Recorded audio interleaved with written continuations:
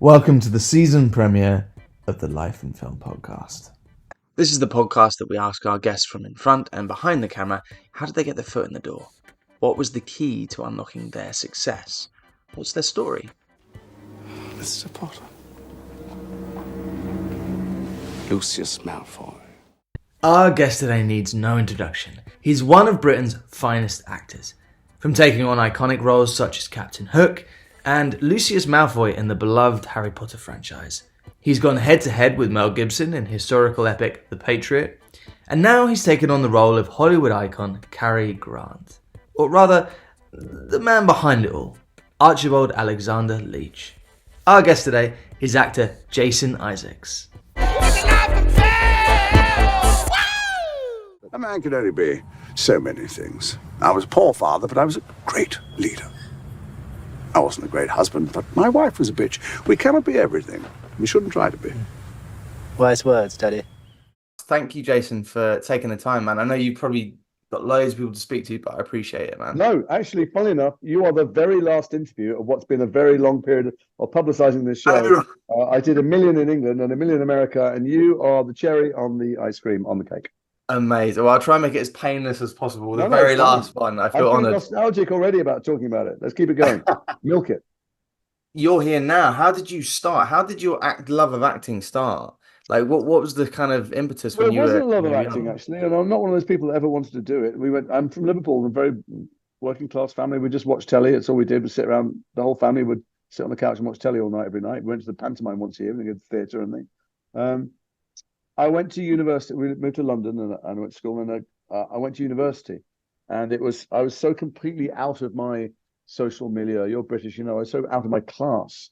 There were all these people from these very public schools who all dressed the same, looked the same, talked the same, and just had an ease in the world that I was so alien to me. And I did that thing I'd always done in my life, was try and fit in with them, try and talk like them, try and fool them into thinking I was of them, which I obviously wasn't. About 2 weeks into university, maybe less, I was staggering around the Student Union building, drunk, as I always was, drunk or stoned, on subsidized beer, which is like nothing per pint. And there was a sign on a wall saying, audition, can you do a Northern accent? And the one thing I knew I could do authentically, because everything about me was fake at that point, was a Northern accent. I went in and auditioned for a play, and they cast me, and I just fell madly in love with the rehearsal room, because it was a place where it didn't matter where you came from. I didn't need to be self-conscious about my accent or my background or my slightly vulgar Northwest London origins or about being Jewish, about, because it was a place where you were stripped away of all that stuff. You were neutral, supposedly, and trying to have conversations about the most important things in life. Who are we? What are we? Why? What makes me upset, angry, jealous, hateful? And act these things out. And in the process of acting them out in the rehearsal room, you find out a lot about yourself, because you're walking in other people's shoes and thoughts and feelings. So I did that, and that's why they did. I'm a character also of extremes and an ex-addict and stuff. And I thought, well, this is good. I'm going to keep doing this. And I did play after play after play after play. I went to the Edinburgh Festival a lot and the Fringe at Christmas in London. I was doing a law degree, but this was the thing I did. Oh wow! That meant I didn't have to try and chat to people at parties. I had something to do, and I loved doing it. And when it came time to leave university, some of my contemporaries were applying for drama school, which seemed to me the most ludicrous thing I'd ever heard of. I mean, I did it for a hobby as a student, but I played football as well. And I wasn't going to, write to Liverpool or Man United, see if I could have a trial. It just seemed, what were they thinking, that they might go into this world of aliens who did storytelling for a living? But I think it was only like a £5 to audition or something, £5, and I'm quite competitive, and it was a day out in London, and so I went to audition for drama school, never thinking for a split second that I would go, because I didn't know what that was, an arts professional. That seemed bonkers to me. Didn't know, still didn't know anyone who took it seriously enough. And these other students I thought were just mad. Anyway, I auditioned, and I did a second audition, and I thought if I was really lucky, I'd get a letter. I put it on the wall of my chambers as a barrister or something, or my grandchildren would discover it in the attic in a trunk and go, "Granddad, did you get into drama school one day?" That's not what happened. This very tall woman came out of in Central. Her name's Jane Cowell. She was a brilliant voice coach, but she sounded like Julie Andrews. She said, well, we'd very much like to offer you a place in September. And I went, right. I was completely sideswiped. And she went, I hope you're not fucking us around, young man. You do know that these places are very hard to come by. And I said, no. That will be amazing. I was just, I can't believe it. Fantastic. And I so distinctly, I have a very poor memory, but I so distinctly remember walking down the street in Swiss Cottage in North London thinking, I've just decided the course maybe of the rest of my life. And I don't know if it's because it's what I want or because a very posh lady said fuck to me. I was frightened of her. Well, it's worked out well, so. Yeah, 40 years later, I'm still not sure what I'm going to do when I grow up. They want you to change your name. Archie Leach doesn't cut it. Anything come to mind? Cary Grant. Now, isn't that a beautiful name? The name of the Father, the Son, and the Holy Weekend box office. Cary Grant is a character. I have to be very careful about how he's perceived. This is the dreamiest guy in the world we're talking about. You're not going to break my heart, are you? Probably. I walked into that one. Well, to go straight into it with this, I mean, you've played all kinds of roles through your career, from Captain Hook to like all these like iconic roles, but I feel like playing a real character like Cary Grant, that's got to be a lot of pressure. What was that like, just sort of prepping yourself mentally for that? Well, you're right, but if I thought I was playing Cary Grant, I wouldn't have taken the job because it was just that's too ridiculous. So only when I looked into it, I saw it was called Archie. So it was written by Jeff Pope, who's got this long history of making this great real life events into drama.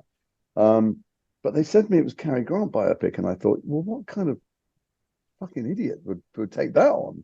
Because it's just professional suicide. So I read the scripts and I went, oh, there was no Cary Grant. Cary Grant was an invention. Archie Leach created this character who was the antithesis of himself. He was, was everything that Archie wanted to be and hoped that he might be, and fooled most of the world into thinking that he was. And when he got home and shut the door, got offset, in his personal relationships, the mask dropped, and he was the very opposite, the polar opposite of all those qualities that we've come to associate with Cary Grant, the character. And so I thought, okay, well, that gives me some license. That at least feels vaguely playable, because you'd have to be just out of your mind to say to an audience, look at me, I'm Cary Grant. But look at me, I'm the guy who goes home and is tortured and has never got over the scars of this terrible childhood and can't hold down a relationship and is so emotionally volcanic that he weeps for months at a time or drinks for months at a time and destroys everything that he loves. That felt like something that was playable. And so I could try and forget the fact that it comes with, a mountain of other people's expectations, but you just have to shrug those off and jump in. Well, you mentioned that it's almost like two characters, because he really, I learned so much from this show, because I had no idea of that. Everyone's got the image. I didn't know anything about it. And most people don't. Unless you've read the biographies and really delved into it, most people think, oh, Cary Grant, I love him. And they start bandying around these phrases or these adjectives that are about the person he played in films, but they're nothing to do with the man he was in his life. Sorry, I interrupted. Cool. No. I was just going to say that, the whole story about his upbringing, his father, the relationship he had with his mother as well, all of that stuff. Just when I was watching it, it feels like fiction. I was like having to look it up after I watched. I was like, I can't believe all of this is true. It was brutal. And, something the camera can't really convey, and because we didn't have time, it's just, because we quickly at various points fill in his backstory, but mostly it's the time spent with Diane in the 60s. It was not only incredibly violent, his background, his father was alcoholic and violent, his grandmother was alcoholic and violent, but he was starved. I don't mean he was starved of love. That's true. Nobody loved him. He was absolutely thrown on the scrap heap and abandoned. I mean, he was hungry. He was literally hungry all the time, looking for scraps of food. That and the emotional scars never left him. So he'd not only finished everything on his plate, he'd finished everything on everyone else's plate too, always. And if he couldn't, which he could mostly, because it's not related to hunger, he'd pack it all up and take it home. When he had parties, when he had breakfast with lots of people, save all, make sandwiches at lunch. Like, he couldn't bear waste, which is why he got a reputation for being mean with money. He just, every penny counted, because he remembered the times when he was cutting coupons out to try and get enough food to survive. This podcast is sponsored by BetterHelp. Do you work in the film industry? Are you freelance? Or perhaps you have a 9 to 5? No matter what you do, mental health affects us all. I struggled early on in my career with the uncertainty of if and when I would ever work again, struggling to pay my bills or simply with anxiety. Don't know about you, but being an actor, it's very important for me to maintain structure in the downtimes, and I found not only exercise, but talking to someone for me was a game changer. And so Life in Film has partnered with BetterHelp to provide you with access to the largest online therapy service in the world. And it can all be done from the comfort of your own home, from a phone, tablet or laptop. No commute, cutting down travel costs, and most importantly, it's affordable. With over 1,000 therapists in the UK, BetterHelp can provide access to mental health professionals with a wide variety of expertise in mental health. If you need someone to talk to and you're thinking of giving therapy a go, BetterHelp is a great option. And being a listener of the podcast, you get 10% off. That's 10% off your first month at betterhelp.com/lifeinfilm. That's betterhelp.com/lifeinfilm. And back to the show. It's such a crazy thing that, again, this is me just being ignorant, because I think of Cary Grant as, North by Northwest, these massive Hollywood movies. Well, no, I you never think of really- it, but that's like we think of who Bruce Willis was in the films or who Stallone is in the films. Like, do we know anything about who they are when they shut the front door and get home inside their marriages? Yeah. Well, it's a very, this is what I loved about the show, though. It's a pretty heavy subject matter, and the character, he's a pretty heavy guy, but it's done with a light touch that makes it watchable and entertaining. Yeah, that's the director. He shooting everything on Super 8 was rather brilliant, so that the whole thing is maybe a memory, because we use Super 8 for kind of cine film flashbacks. Also, towards the end of his life, after decades of not performing and being a businessman, he did that thing, filling in for a friend at first, and he liked it, where he went on stage with a mic and just told stories or answered questions. He liked cheap laughs. He liked being reminded that anyone remembered who he was, because he thought his films were irrelevant and long gone. But he had a stroke during one of them. It meant that the filmmakers, the writer Jeff Pope and the director Paul Andrew Williams, had license for this not to be a kind of chronological biopic, this, then this, then this, but to be maybe that didn't happen the night we see him on stage. Maybe the whole thing is the fever dream of a man who's dying of a stroke. And so images come back and moments come back, so it can stay light, or it can fit around timelines, and it can keep you on your toes, because you're right, he was depressed a lot of the time. And he was the gap between this wonderful creature he created that the world lusted after and what he actually felt like at home, and the fear he felt and anxiety he felt and the need to control his new wife, the bit we concentrated on, the fourth marriage, could be very heavy. But somehow, because of the period, because of the clothes, and because of Paul as a great director and his choice of music and the way he cuts it, that you feel like it's kind of a romp through this heavy period. And I have to say, I admire a lot of the clothes that you were wearing in this. They felt like, it's just the period's great anyway, but like everything you were wearing looked legit. It looked like the real deal. It looked very, just it why? The reason is because everything I'm wearing was tailor-made by the world's greatest tailors in Savile Row. And so all of them were made, I have multiple fittings. They put it on, they put the basic thing on and go, geez, he looks a bit, and then they go, his shoulders a bit dropped. They basically made it around my various humps and twisted bits of body, and one leg shorter than the other. And they make so many adjustments that you end up looking really fabulous and balanced and, athletic. And when underneath there's Quasimodo bursting to get out. Well, you looked very suave indeed. Oh, that's the amazing costume department, amazing hair and makeup department, who do different looks at different ages. And I don't look anything like myself. It's mad because when I first saw the pictures of you with the makeup on and in the full thing, I was like, I had to really kind of get my head around it. I was like, oh, it's only a few little things, but it really changes your face. I don't look like him. So those remarkable wits online who go, Cary Grant. I know. But I think you do. Well, I don't really look like him. What I don't do is look like me. I look a little bit. You make some nods towards him. If you're going to watch this, if people watch it, go, but let's see how exactly like Cary Grant he is. Go and watch a Cary Grant film. This is the story about Archie Leach, the man he was when he got offset. And of course, I'm not exactly him. Unfortunately, because of AI, in a couple of years' time, you'll have Cary Grant in the film playing this, and we won't have actors anymore. But right now, I'm an actor, and so you're engaging in a creative enterprise with those of us telling the story. But they still do a remarkable job. I'd look in the mirror and went, "Who the fuck is that?" Looking back, you were very tanned, very tanned. Great tan. He was like Ron Steele. He was outdoor furniture man from the first second he arrived in Hollywood. Look, he was very impressionable. He was very insecure. He'd do anything anyone told him, and he really admired a couple of the older actors who gave him tips, and he stuck to them the rest of his life.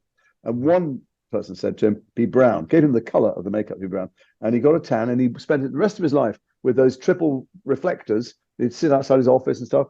And people, his friends, begged him to stop. He said, look, you've gone much too far. You look ridiculous. And the people, DPs on film sets, that overlight him and underlight other people to try and balance it out, because he was in Gunga Din. He was browner than the Indians. He was very, very brown. But he was a man of tremendous extremes and obsessive behavior in every area. Yeah. Well, in terms of like the homework for this, did you start reading and because Well, there's not I that knew many. nothing about him. I couldn't find that many interviews with actually Cary Grant. Very good. No, you get ahead of me. No, he first of all, I knew nothing about him. So I watched the films, but the films are useless because we're telling a story about the guy that wasn't that. I read all the biographies, which are fantastic and brilliantly researched. They all have a wealth of stories about him. I read all the biographies and autobiographies that mention him in someone else's life story. I read his daughter's autobiography, which remembers a doting, loving father who hadn't been an actor for a while. So that's not that much use, but interesting. It's nice to know. Then I read Diane Cannon's book, and Diane Cannon's book was an absolute revelation. It's the reason Jeff wrote this in the first place. And she chronicles tremendously generously, considering how appalling the marriage was and how much he tried to control her and what the fallout was for her, which is ending up in a psychiatric institution. She chronicles not only the abuse and control and suffocation of her inside the marriage, but also really details the fault line stretching all the way back to his childhood. And she knew where his appalling behavior came from. So that was very useful. But, you know, I didn't know about him, and I didn't know what he felt like and what it felt like to be him. And I didn't know, I found it hard to process because I couldn't find an interview. As you said, there were no interviews. I wanted to find out what he spoke like. He didn't talk like he did in the films, any more than he acted like he did in the films. I don't mean he had a completely different voice. I just mean in the films, when I broke down his speech patterns, he said every line in almost exactly the same way, exactly the same certainty. I look vaguely familiar. Yeah. You think you've seen me somewhere before. Like, that's very curated. He didn't talk like that. No one talks like that if they spill their coffee in their lap in the morning, you know, or if they're having a blazing row with their wife. And eventually, I tracked down an illicit interview, just one, because he didn't do talks, he didn't do podcasts, but he didn't do any chat shows, didn't do any of that stuff, because he knew that behind them, when the mask dropped, he was someone very different. He didn't want the public to see it.